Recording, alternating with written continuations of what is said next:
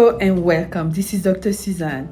Today I would like to talk about two types of women, the asset woman and the liability woman.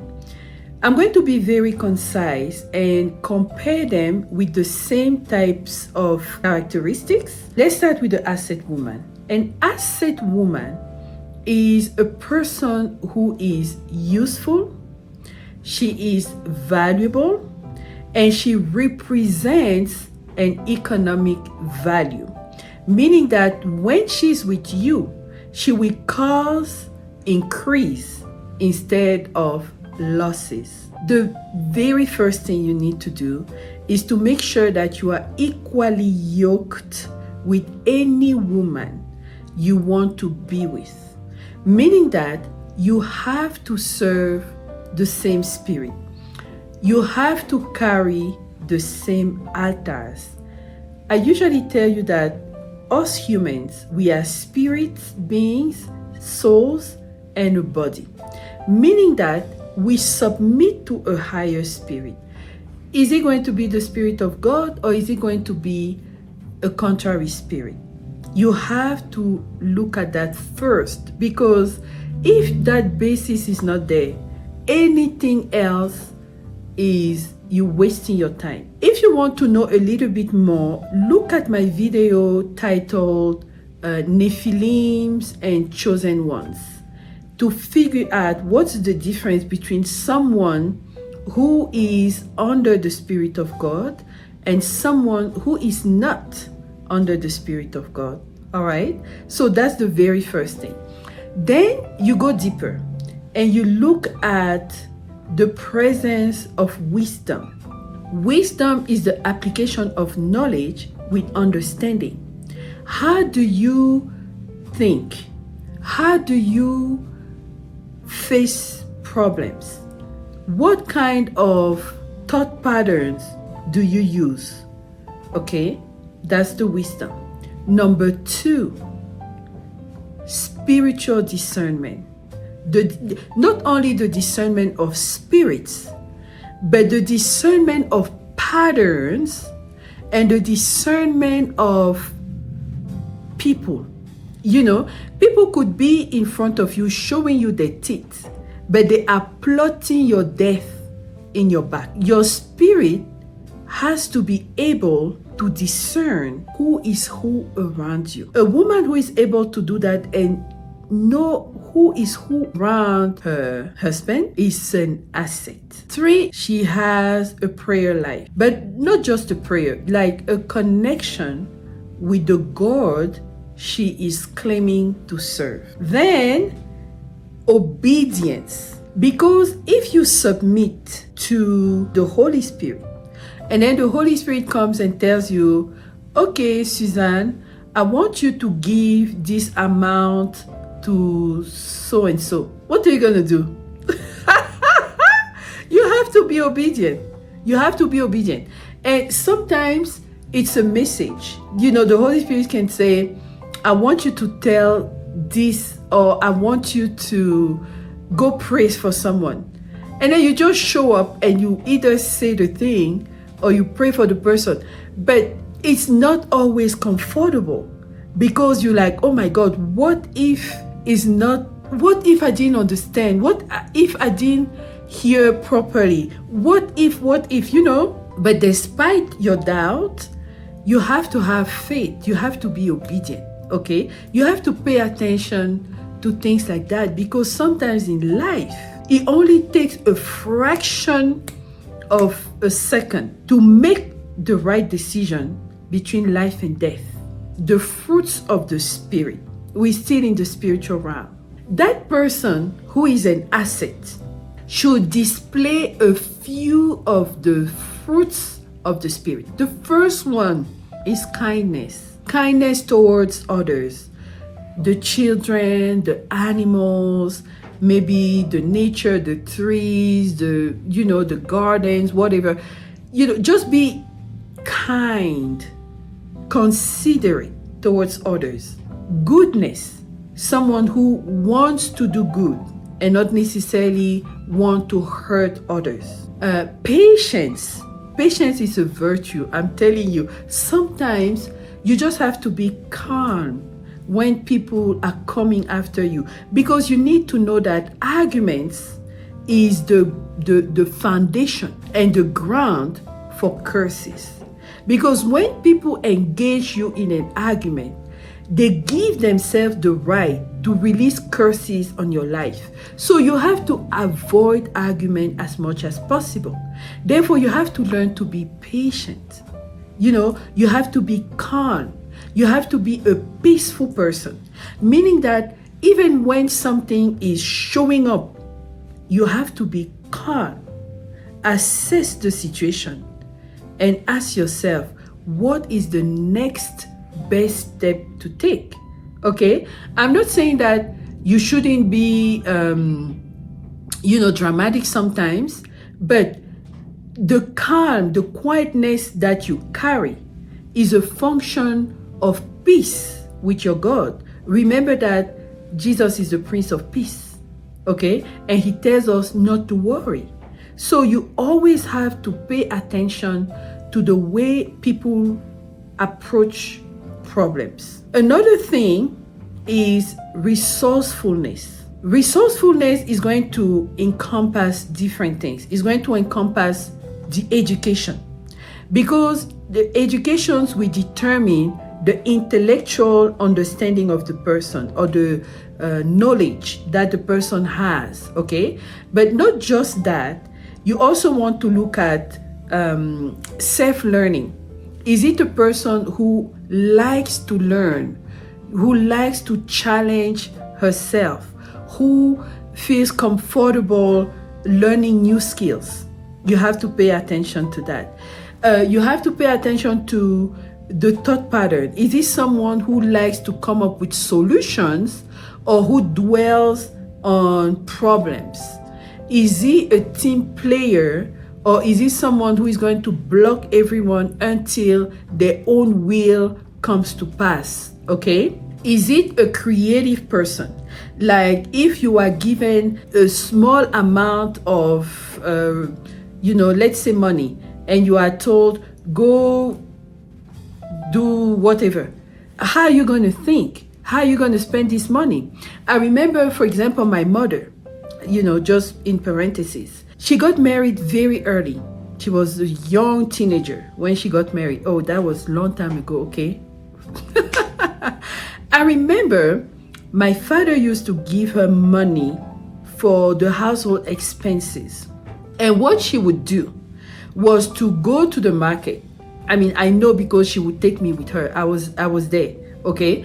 And then after we bought all the stuff, I was the one leading the cleaning crew. So she would buy, let's say, a whole goat. She would buy a lot of chicken.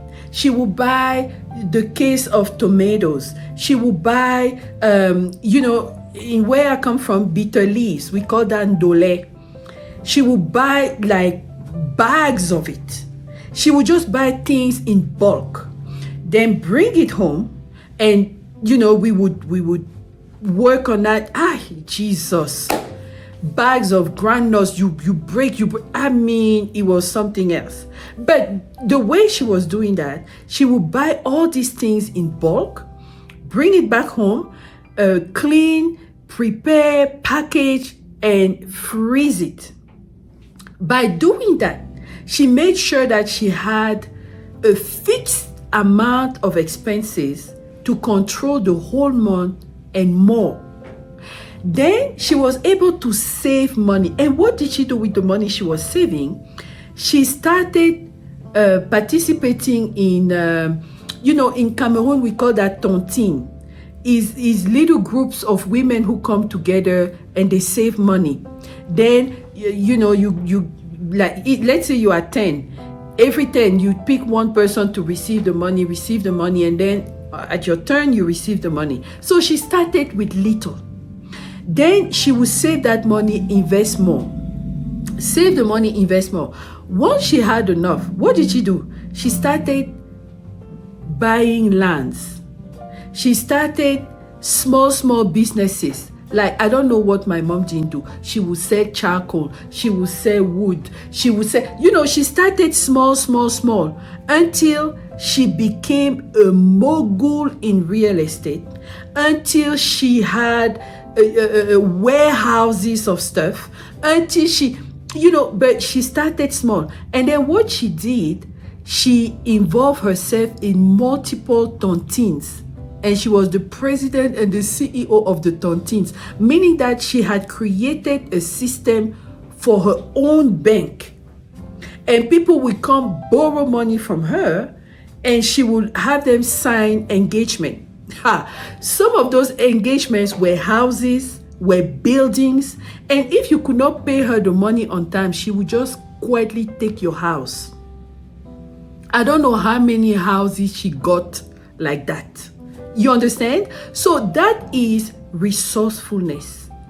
You have some and you stretch it, and then you begin to invest to make it bigger. She was an asset because she increased the financial capacity of her family. Now, the next point is a good manager of what you have, how you treat the things you have. Sometimes you buy very expensive things. Sometimes it's not even expensive, but how do you keep it? How do you take care of it? How do you maintain it? Sometimes when you don't put an effort to get something, you waste it. An asset woman is not a wasteful woman, so she can share with others. The other point is financial understanding. You have to have basic understanding of how finances work, how you even use your money, what you spend on, what percentage you save, what are your priorities. The way she thinks generational wealth. She thinks legacy, building something that's going to last. The next point is social intelligence. She is a private person. She knows what to share, what not to share. She knows how to behave in public. She pays attention to her friends. She pays attention to her activities. And she also pays attention to the way she presents herself. She takes good care of herself, and she respects herself and her family. So then the last point is how she behaves in romantic setting. She's going to be loyal. She's going to be honest, right? She's going to be transparent, and she positions herself as a helper, okay? Because she wants to figure out what to do to make this work. Her presence is going to bring solutions to build and go higher, okay? I hope you understand what I'm trying to say. Now, if you look at the person who is a liability, or liability means that you are someone who puts others at a disadvantage. You are someone who causes embarrassment and scandals. That's what a liability is. You cause people to lose. They either lose money or lose something, but in any way, you are a drainer. You drain resources. If we look at the spiritual components of these people, they don't develop them. They are more focused on the body, on the physical appearance, and rarely on the spiritual gifts or the fruits of the spirit even. And you will see those people are usually not very humble. Sometimes they have a lot of pride. Sometimes they want to be very competitive. They see another woman, and all of a sudden they start arguments with her, comparison, jealousy. I mean, we don't know where they're going with that. Resourcefulness, they don't have a lot of ideas that are building. They don't really pay attention to education or self-learning. They are not well versed in different things. They have this small little myopic vision and view, and that's what they stick on. Sometimes they are very wasteful because they don't understand how to get important things and how to keep them. Financially, they tend to be dependent. They depend on who is going to give them the most money. Socially, they are very loud, not very private. That's what I'm trying to say. And sometimes they don't have the social intelligence to know what to say and what not to say, what to share and what not to share. The romantic life can be scattered because they're looking for the person who is going to give them the most, of course. Okay? Therefore, they are not going to be very loyal. They are not going to be very transparent. They are not going to be dedicated to just one man. And most of the time, they don't even understand the intricacy of building a relationship, of building generational wealth, or building a legacy. Thank you so much for listening, and I'll talk to you later. Bye.